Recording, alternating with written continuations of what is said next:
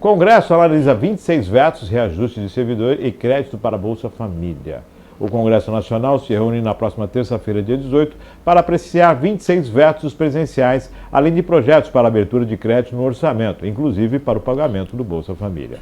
E autorização do reajuste para servidores públicos federais. Entre os vetos que aguardam análise, há alguns de 2021 e também os mais recentes, incluindo 7 do presidente Luiz Inácio Lula da Silva. Marcada para o meio-dia, esta será a primeira sessão conjunta do Senado e da Câmara dos Deputados para votação de proposições neste ano.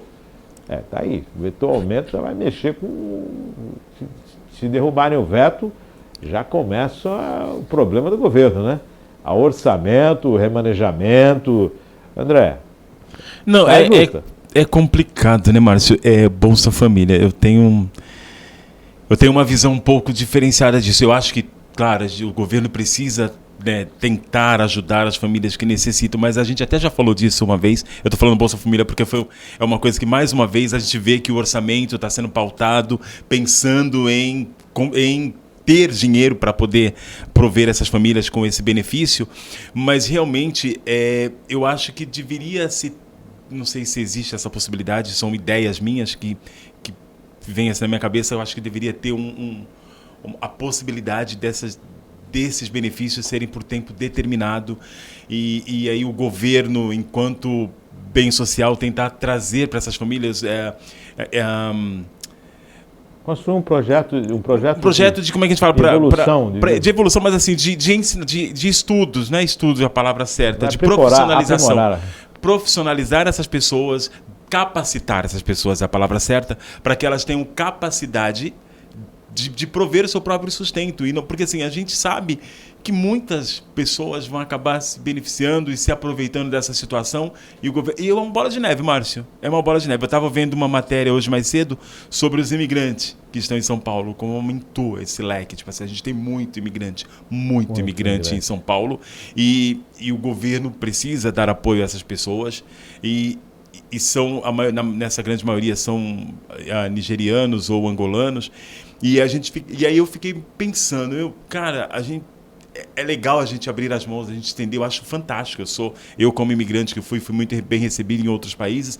Eu acho que a gente precisa ter essa política de proteção da pessoa humana, independente de onde quer que ela venha. Mas como é que o governo está vendo isso? Como é que vai ser isso daqui a 2, 3 anos, sendo que a gente tem que alimentar o nosso povo, né? E aí a gente se pega nesse arcabouço de benefício social porque tem benefícios que assim, são permanentes se a gente não der estrutura para a pessoa ter o próprio. Agora, você falou bem nessa questão do imigrante. Eu acho que o Bolsa Família, a gente anunciou ontem aqui no último dia 13, que o governo federal suspendeu 500 mil benefícios para muitas famílias. Para aquela família unipessoal, né? Para aquela pessoa que diz que mora sozinha, na verdade, a possibilidade de muitos não morarem. Então ele suspendeu para verificar a possibilidade. Eles estão fazendo um apanhado para saber se as pessoas realmente têm condições. Mas essa questão do migrante, a pessoa entra no país, quando você vai viajar, você foi para os Estados Unidos, foi para o Japão, você vai viajar, você tem que declarar o que você vai fazer, o que você tem, quais os recursos que você tem e como você vai se manter.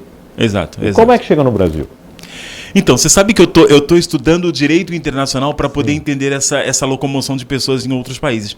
Aqui no Brasil, geralmente, eu acho que as leis do Brasil elas são bem rígidas em relação ao imigrante.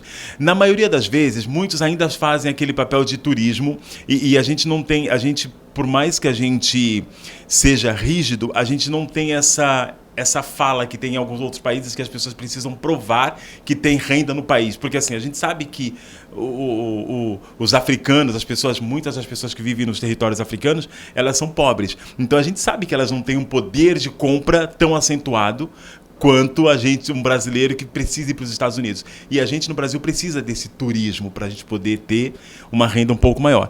Eu acho que realmente a gente tem as nossas portas são mais abertas. Então as pessoas acabam vindo para passear ou como turista acabam ficando. E outra coisa que a gente tem uma política muito ampla de direitos humanos em relação à anistia.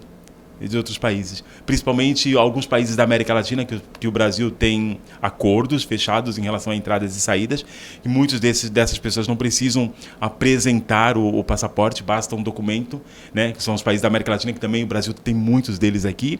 E os africanos, a maioria das vezes, eles entram pedindo anistia. E aí teve o caso da Coreia, mas aí foi da Ucrânia, mas aí foi um outro problema, que é a crise com a Rússia.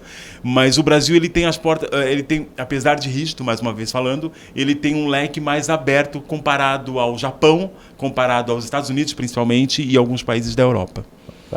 Precisamos observar e aprender um pouco mais. Não enrijecer, mas...